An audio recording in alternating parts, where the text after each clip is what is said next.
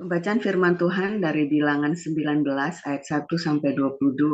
Demikian firman Tuhan. Tuhan berfirman kepada Musa dan Harun, "Inilah ketetapan hukum yang diperintahkan Tuhan dengan berfirman. Katakanlah kepada orang Israel, supaya mereka membawa kepadamu seekor lembu betina merah yang tidak bercela, yang tidak ada cacatnya, dan yang belum pernah kena kup. Dan haruslah kamu memberikannya kepada Imam Eleazar. Maka lembu itu harus dibawa keluar tempat perkemahan, lalu disembelih di depan imam.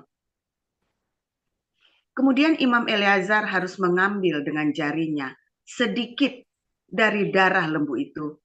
Lalu haruslah ia memercikkan sedikit ke arah sebelah depan kemah pertemuan sampai 7 kali. Sesudah itu haruslah lembu itu dibakar habis di depan mata imam. Kulitnya, dagingnya, dan darahnya haruslah dibakar habis bersama-sama dengan kotorannya. Dan imam haruslah mengambil kayu aras, hisop, dan kain kirmizi dan melemparkannya ke tengah-tengah api yang membakar habis lembu itu. Kemudian haruslah imam mencuci pakaiannya dan membasuh tubuhnya dengan air. Sesudah itu masuk ke tempat perkemahan dan imam itu najis sampai matahari terbenam. Orang yang membakar habis lembu itu haruslah mencuci pakaiannya dengan air dan membasuh tubuhnya dengan air, dan ia najis sampai matahari terbenam. Maka seorang yang tahir haruslah mengumpulkan abu lembu itu dan menaruhnya pada suatu tempat yang tahir di luar tempat perkemahan, supaya semuanya itu tinggal tersimpan bagi umat Israel untuk membuat air pentahiran. Itulah penghapus dosa. Dan orang yang mengumpulkan abu lembu itu haruslah mencuci pakaiannya, dan ia najis sampai matahari terbenam. Itulah suatu ketetapan untuk selama-lamanya bagi orang Israel dan bagi orang asing yang tinggal di tengah-tengahmu. Orang yang kena kepada mayat, ia najis 7 hari lamanya. Ia harus menghapus dosa dari dirinya dengan air itu pada hari yang ketiga, dan pada hari yang ketujuh ia tahir. Tetapi jika pada hari yang ketiga ia tidak menghapus dosa dari dirinya, maka tidaklah ia tahir pada hari yang ketujuh. Setiap orang yang kena kepada mayat, yaitu tubuh manusia yang telah mati, dan tidak menghapus dosa dari dirinya, ia menajiskan kemah suci Tuhan, dan orang itu haruslah dilenyapkan dari Israel, karena air pentahiran tidak disiramkan kepadanya, maka ia najis. Kenajisannya masih melekat padanya. Inilah hukumnya. Apabila seseorang mati dalam suatu kemah, setiap orang yang masuk ke dalam kemah itu dan segala yang di dalam kemah itu najis 7 hari lamanya. Setiap bejana yang terbuka, yang tidak ada kain penutup terikat di atasnya, adalah najis. Juga setiap orang yang di padang yang kena kepada seorang yang mati terbunuh oleh pedang, atau kepada mayat, atau kepada tulang-tulang seorang manusia, atau kepada kubur, orang itu najis 7 hari lamanya.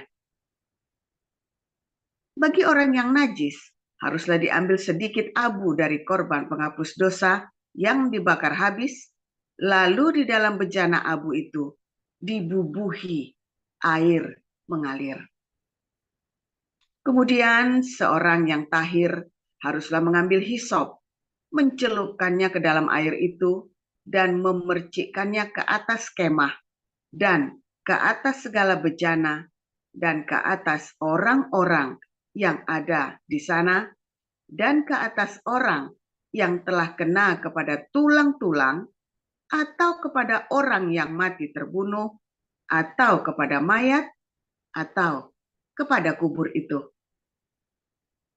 Orang yang tahir itu haruslah memercik kepada orang yang najis itu pada hari yang ketiga dan pada hari yang ketujuh, dan pada hari yang ketujuh itu haruslah ia menghapus dosa orang itu, dan orang itu, dan orang yang najis itu haruslah mencuci pakaiannya dan membasuh badannya dengan air, lalu ia tahir pada waktu matahari terbenam.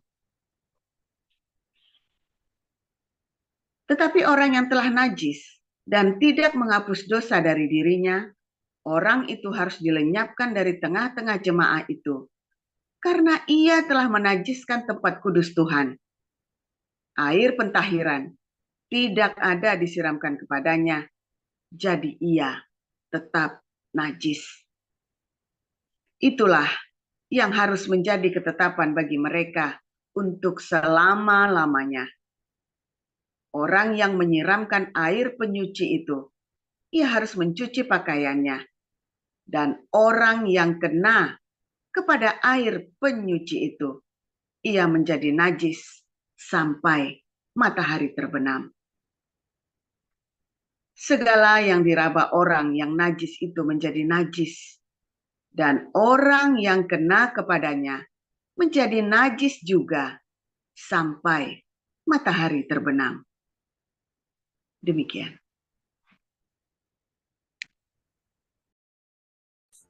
Silakan Bu Sarma. Baik, saya akan membacakan kebenaran firman Tuhan yang terambil dari Yohanes 4 ayat 1 sampai 20. Beginilah pembacaan kebenaran firman Tuhan. Ketika Yesus mengetahui bahwa orang-orang Farisi telah mendengar bahwa ia memperoleh dan membaptis murid lebih banyak daripada Yohanes. Meskipun Yesus sendiri tidak membaptis, melainkan murid-muridnya, ia pun meninggalkan Yudea dan kembali lagi ke Galilea. Ia harus melintasi daerah Samaria. Maka sampailah ia ke sebuah kota di Samaria yang bernama Syikar dekat tanah yang diberikan Yakub dahulu pada anaknya Yusuf. Di situ terdapat sumur Yakub. Yesus sangat letih oleh perjalanan. Karena itu ia duduk di pinggir sumur itu. Hari kira-kira pukul 12. Maka datanglah seorang perempuan Samaria hendak menimba air. Kata Yesus kepadanya, "Berilah aku minum." Sebab murid-muridnya telah pergi ke kota membeli makanan. Maka kata perempuan Samaria itu kepadanya, "Masakan engkau, seorang Yahudi, minta minum kepadaku, seorang Samaria?" Sebab orang Yahudi tidak bergaul dengan orang Samaria. Jawab Yesus kepadanya, "Jikalau engkau tahu tentang karunia Allah, dan siapakah dia yang berkata kepadamu, 'Berilah aku minum,' niscaya engkau telah meminta kepadanya dan ia telah memberikan kepadamu air hidup." Kata perempuan itu kepadanya, "Tuhan, engkau tidak punya timba dan sumur ini amat dalam. Dari manakah engkau memperoleh air hidup itu? Adakah engkau lebih besar daripada bapa kami Yakub, yang memberikan sumur ini kepada kami dan yang telah minum sendiri dari dalamnya, ia serta anak-anaknya dan ternaknya?" Jawab Yesus kepadanya, "Barang siapa minum air ini, ia akan haus lagi. Tetapi barang siapa minum air yang akan kuberikan kepadanya, ia tidak akan haus untuk selama-lamanya. Sebaliknya air yang akan kuberikan kepadanya akan menjadi mata air di dalam dirinya yang terus-menerus memancar sampai kepada hidup yang kekal."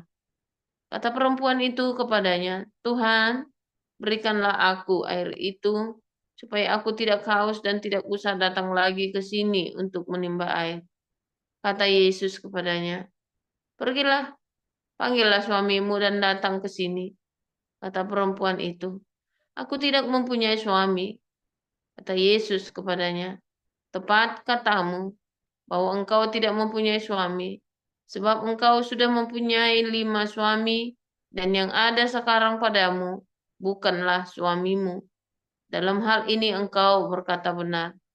Kata perempuan itu kepadanya, Tuhan, nyata sekarang padaku bahwa engkau seorang nabi. Nenek moyang kami menyembah di atas gunung ini, tapi kamu katakan bahwa Yerusalemlah tempat orang menyembah. Demikian.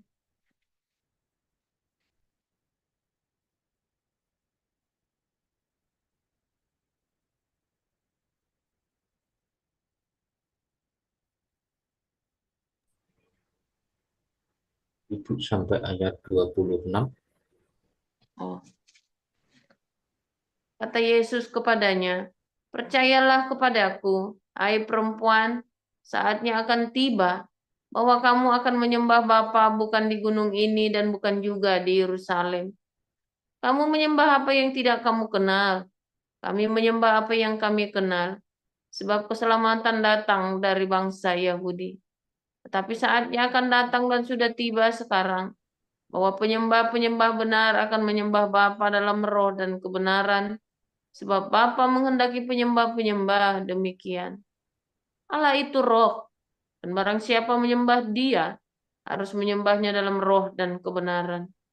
Jawab perempuan itu kepadanya, aku tahu bahwa Mesias akan datang, yang disebut juga Kristus.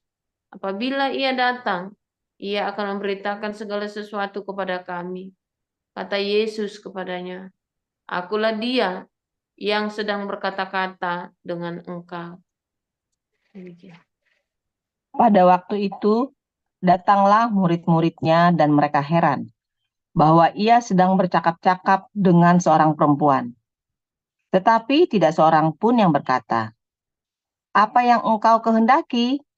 Atau apa yang engkau percakapkan dengan dia? Maka perempuan itu meninggalkan tempayannya di situ, lalu pergi ke kota dan berkata kepada orang-orang yang di situ, mari lihat, di sana ada seorang yang mengatakan kepadaku segala sesuatu yang telah kuperbuat. Mungkinkah dia Kristus itu? Maka mereka pun pergi keluar kota, lalu datang kepada Yesus. Sementara itu, murid-muridnya mengajak dia, katanya, Rabi, makanlah. Akan tetapi ia berkata kepada mereka, padaku ada makanan yang tidak kamu kenal. Maka murid-murid itu berkata seorang kepada yang lain, adakah orang yang telah membawa sesuatu kepadanya untuk dimakan? Kata Yesus kepada mereka, makananku ialah melakukan kehendak Dia yang mengutus aku dan menyelesaikan pekerjaannya. Bukankah kamu mengatakan, 4 bulan lagi tibalah musim menuai? Tetapi aku berkata kepadamu, lihatlah sekelilingmu dan pandanglah ladang-ladang yang sudah menguning dan matang untuk dituai. Sekarang juga penuai telah menerima upahnya dan ia mengumpulkan buah untuk hidup yang kekal. Sehingga penabur dan penuai sama-sama bersuka cita. Sebab dalam hal ini benarlah peribahasa. Yang seorang menabur dan yang lain menuai. Aku mengutus kamu untuk menuai apa yang tidak kamu usahakan. Orang-orang lain berusaha dan kamu datang memetik hasil usaha mereka. Dan banyak orang Samaria dari kota itu telah menjadi percaya kepadanya karena perkataan perempuan itu yang bersaksi, ia mengatakan kepadaku segala sesuatu yang telah kuperbuat. Ketika orang-orang Samaria itu sampai kepada Yesus, mereka meminta kepadanya supaya ia tinggal pada mereka, dan ia pun tinggal di situ 2 hari lamanya. Dan lebih banyak lagi orang yang menjadi percaya karena perkataannya. Dan mereka berkata kepada perempuan itu, kami percaya, tetapi bukan lagi karena apa yang kau katakan, sebab kami sendiri telah mendengar dia dan kami tahu bahwa dialah benar-benar juru selamat dunia. Dan setelah 2 hari itu, Yesus berangkat dari sana ke Galilea. Sebab Yesus sendiri telah bersaksi bahwa seorang nabi tidak dihormati di negerinya sendiri. Maka setelah ia tiba di Galilea, orang-orang Galilea pun menyambut dia, karena mereka telah melihat segala sesuatu yang dikerjakannya di Yerusalem pada pesta itu.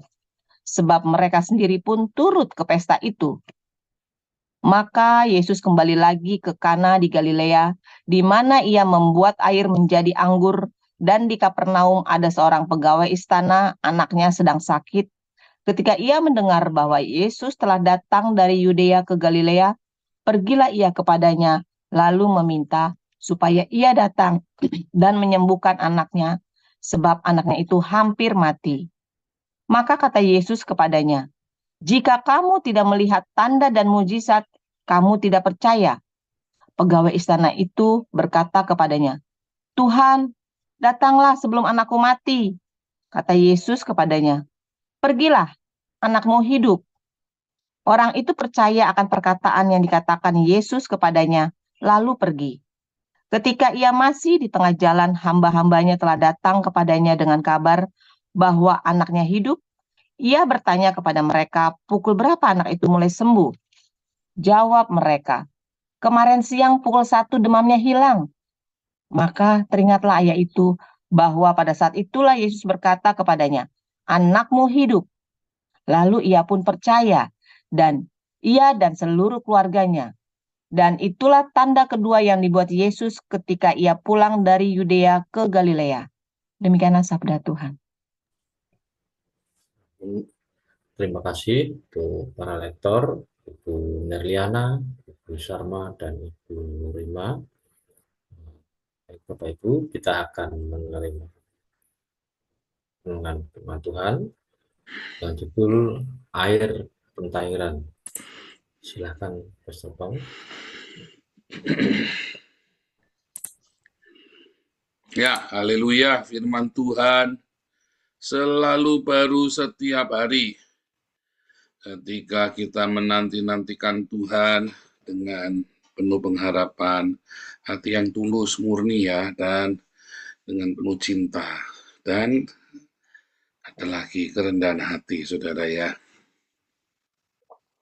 Saudara, ketika kita berdoa, beribadah, berdiakonia ya, kita melakukan ekspresi cinta kita kepada Tuhan dalam pujian penyembahan, ya di dalam semua upaya kita supaya kita bisa hidup saleh, ya kita bisa selalu berkenan kepada Tuhan. Maka kita butuh sebuah pamungkas ya, di dalam segala kekurangan kesalahan kita. Aduh, yang namanya apa, saudara? Yang namanya pemutihan.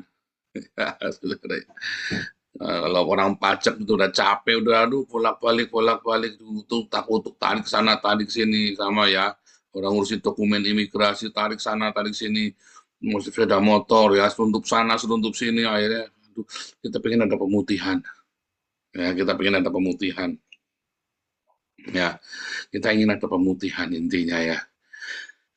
Air penyucian atau air pentahiran itu selalu ya, setelah ada korban, maka ada air pentahiran. Semua ingin dipercik air itu supaya ya dibasuh dengan air itu supaya disucikan, sudah selesai.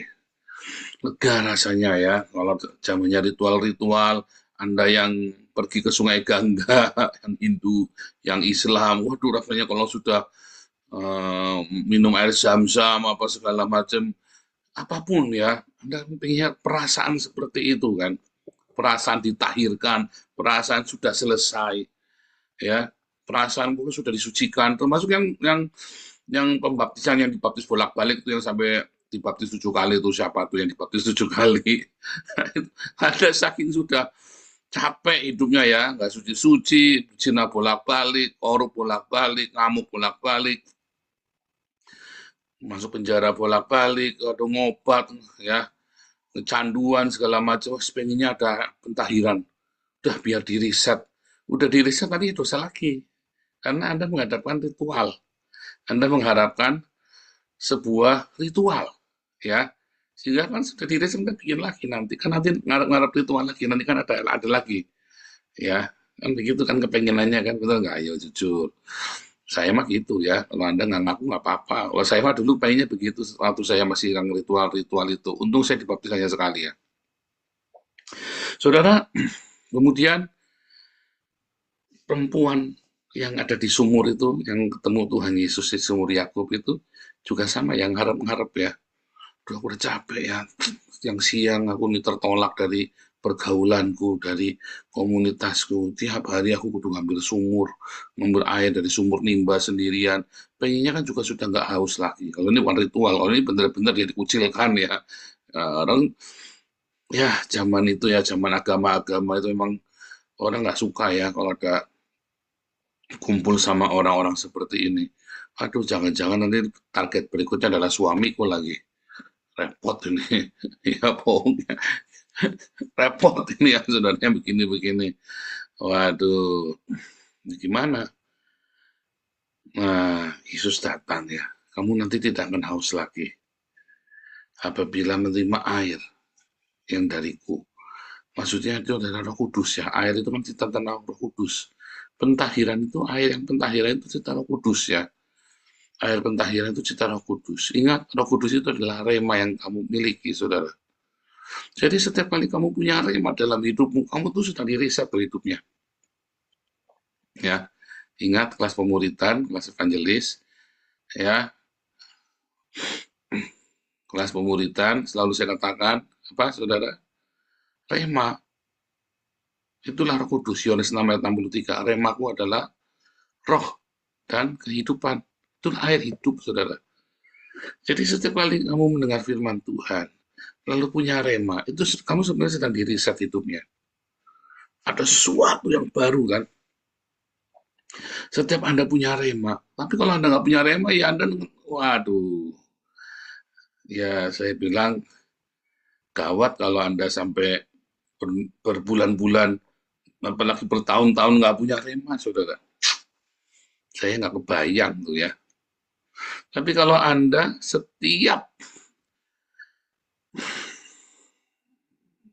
bahkan setiap hari ya, itulah sebabnya setiap tahun saya berikan satu rema buat Anda, Jehovah Rafa, Jehovah Sebaot, ya, Jehovah Shalom, Jehovah Syama.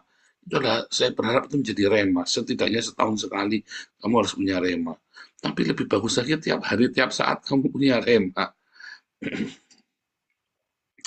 Saya selalu punya rema setiap hari dalam hidup saya. Setiap hari selalu ada rema yang baru. Jadi hidup saya selalu diriset tiap hari. Ya kan, diriset kan. Rema itu kan semua meriset hidupmu. Coba kamu seger ya. Udah, saya udah burn out ya, saudara. Udah capek mau ngapa-ngapain, males ya. Saya ini punya PR-nya 17 paper. 17 paper dan baru ngumpulin satu. Tapi tiba-tiba ada rema baru, saudara ya. Saya ada rema baru. Semangat lagi ya. Rema itu meriset hidupmu ya, membuat kamu semangat, membuat kamu segar, membuat kamu berantusias, hidupmu jadi antusias.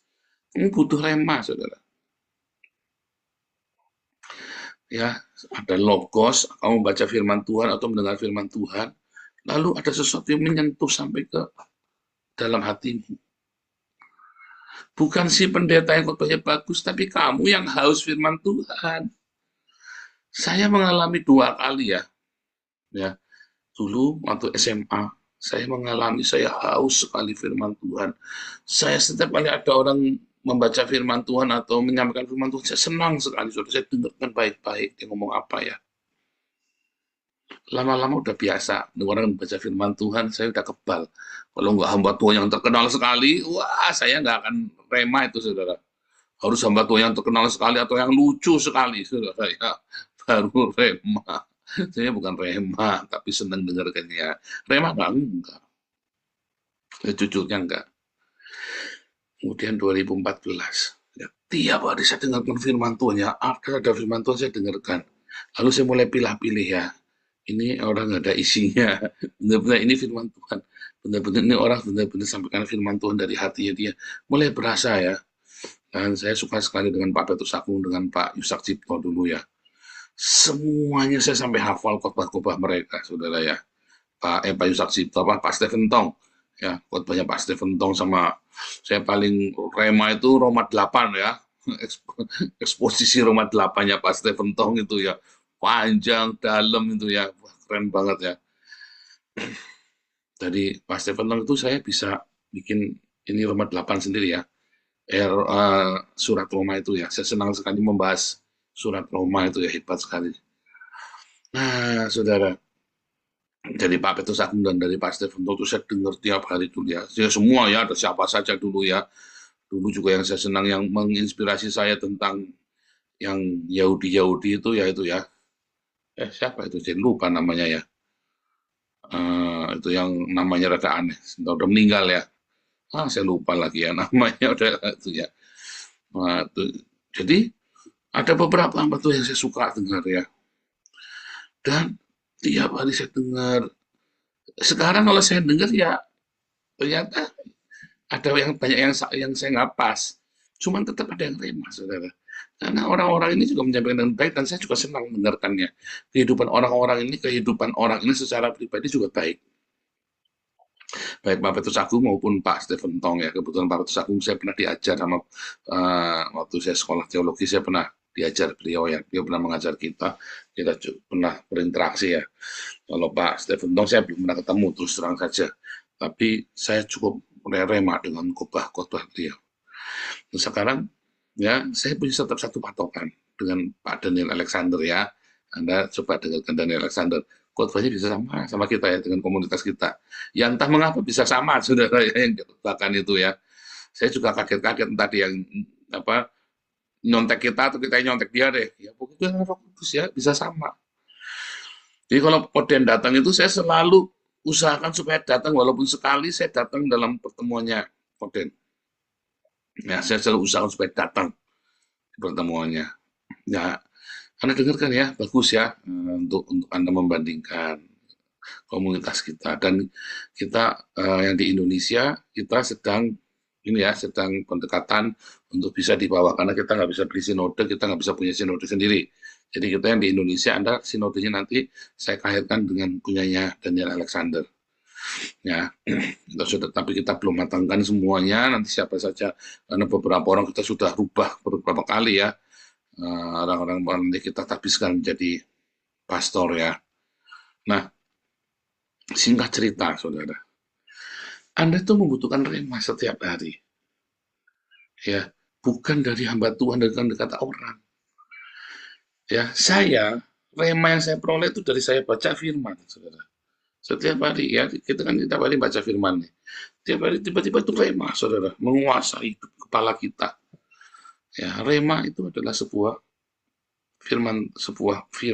sebuah kebenaran yang menguasai kognitifmu, ya, lalu afektifmu, hatimu, pikiran kamu tiba-tiba setuju, sepakat, terus hatimu, ya, pikiranmu masuk dalam pikiranmu, kamu paham, kamu mengerti, understand, ya, paham, mengerti, lalu kamu sepakat di hati kamu dengan senang hati melakukannya. Dan kalau itu terjadi ya periodik, atau bahkan setiap hari, atau bahkan setiap saat, ya maka kamu sedang ada di dalam kepenuhan Roh Kudus. Itulah air kehidupan yang terus menyegarkan hidupmu, saudara. Sehingga kamu segar. Kenapa kamu capek hidupnya? Karena kamu nggak punya rema. Kenapa saya selalu bergairah hidupnya? Karena saya punya rema. Bahkan di dalam masa-masa yang paling tidak enak, masa-masa kita harus split dengan beberapa orang, kita harus berkonflik, saya tetap segar, saudara. Anda bayangin saya difitnah bolak-balik, dicaci makinya kayak apa, tapi saya bisa tetap senang, segar, antusias. Mengapa? Karena saya punya rema setiap hari dalam hidup saya, dan itulah yang menyucikan hidup kita. Orang-orang yang dipenuhi dengan Roh Kudus, orang-orang yang melimpah dengan Roh Kudus, dalam konflik apapun dia akan selalu jadi pemenang. Responnya akan selalu tepat dan benar. Kalau dia penuh dengan rema, responnya selalu tepat dan benar. Mengapa dia jadi salah? Karena dia nggak punya rema. Dia pakai teori, dan teorinya salah semua. Ya, Joseph Paulus yang ini sesat. Ya, sesat gundulmu peyang. Orang ini kalau diajak debat yang ngatain saya sesat, nggak akan menang debat lawan saya, saudara. Orang yang ngatain saya sesat, ada nggak berani ngomong di depan mata saya? Nggak berani. Muri Wali pernah ngatain saya sesat. Ngatain saya sesat, saya cak ngomong, saudara. Dia nggak bisa jawab semua yang saya pertanyakan ke dia, dan tidak bisa membuktikan di mana sesatnya saya. Sebab semua tuduhannya saya patahkan dengan ayat-ayat dalam firman Tuhan. Akhirnya mumet ya. Bahkan sampai kemarin pun saya berkata Allah adalah cinta, sang cinta itulah Allah. Dia nggak bisa bantah. Nah, nanti kita mau debat tentang itu ya. Sebentar, ini baterainya kok kena ini ya. Kena running out.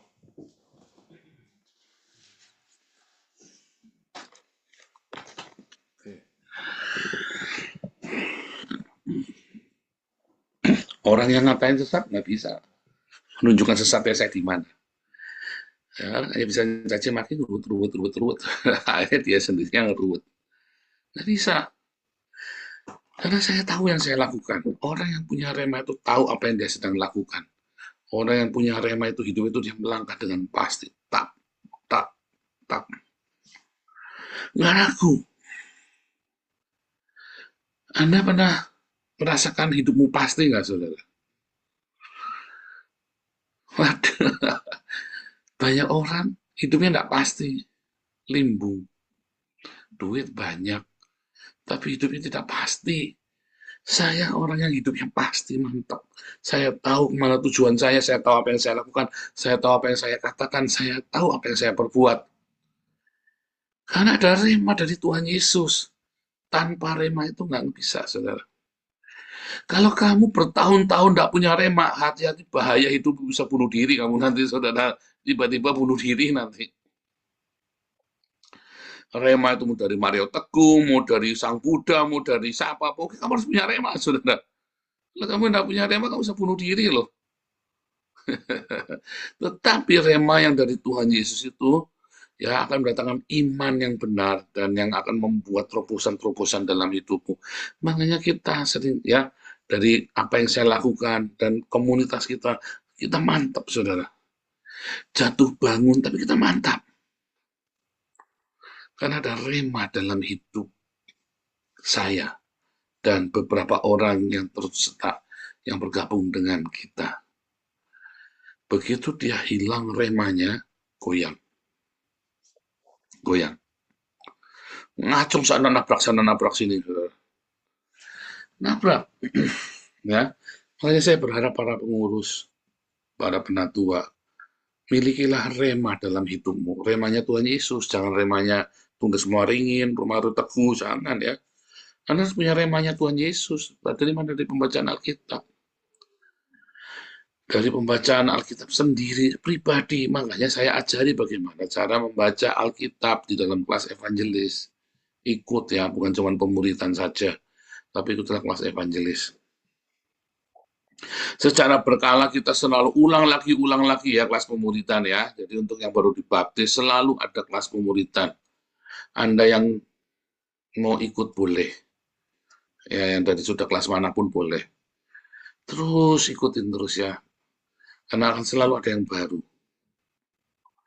Lalu kemudian ya dari bacaan firman yang kita dengar, ada cinta di dalam situ, ada belas kasih, ada kemurahan, ada diakonia, ada pengampunan. Akhirnya logos dan cinta ini jadilah rema. Ya. Tiba-tiba Anda nggak tahu kapan, tapi tiba-tiba jadi rema. Celing begitu, saudara ya. Kita tidak tahu kapan. Sama seperti pembuahan sel. Kita nggak tahu ovum sama sperma. Kita nggak tahu kapan terjadinya, tiba-tiba udah jadi janin. Ya kan?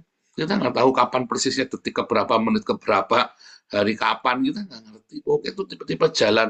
Selama ada pertemuan sel telur dengan sperma, akan terjadi janin.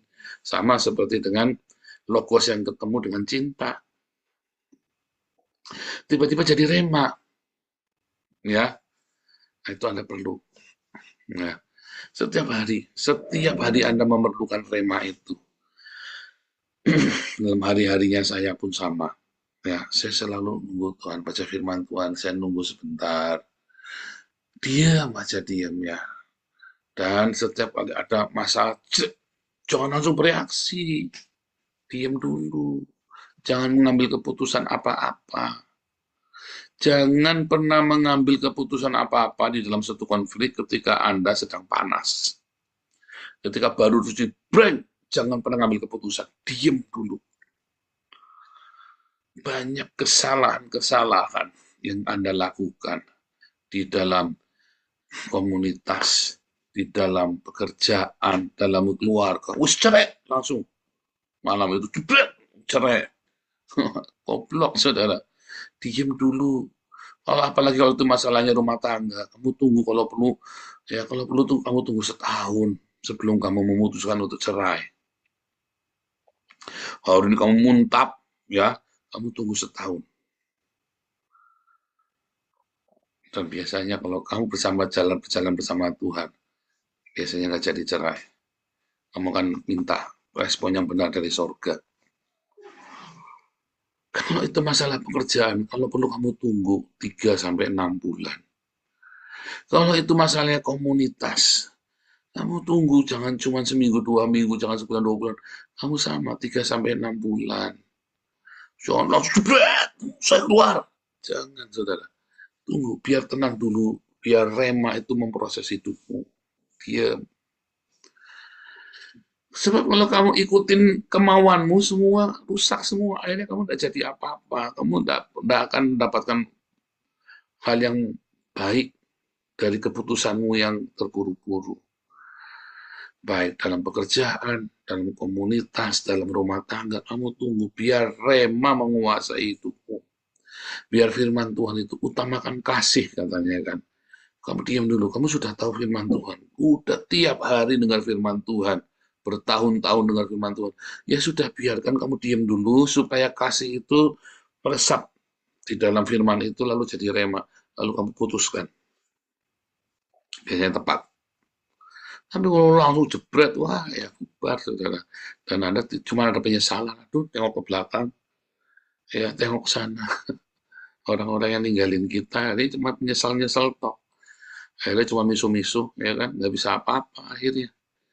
Ya, suatu ketika nanti mereka cuma tinggal penyesalan saja. Ya, fitnah-fitnah, ngamuk-ngamuk. Ya sama ya, seperti Anda suami istri, cerai, akhirnya cuma fitnah-fitnah, ngamuk-ngamuk, tinggal penyesalan. Tenang dulu, saudara, jangan diputusin apa-apa. Ya, bahkan kalau surat cerai itu sudah di mejamu, ditandatangani, jangan mau tanda tangan dulu. 3-6 bulan, kamu tenang dulu. Minta dari Tuhan, apalagi kalau kamu tahu itu bukan dari sorga. Perceraian kan bukan dari sorga. Jangan. Itu ya, saudara ya. Ingat-ingat yang saya ngomong. Anda butuh air kehidupan itu untuk meriset semuanya tenang. Segar. Yang menyegarkan jiwamu. Air sungai kehidupan itu rema. Makanya minta rema itu dari sorga. Tenang. Dalam semua keputusan, jangan gimi-gimi keluar, kerja keluar. Ya, jangan gimi-gimi cerai, jangan buru-buru kamu keluar dari komunitas, jangan buru-buru kamu mengatakan, udah selesai. Jangan.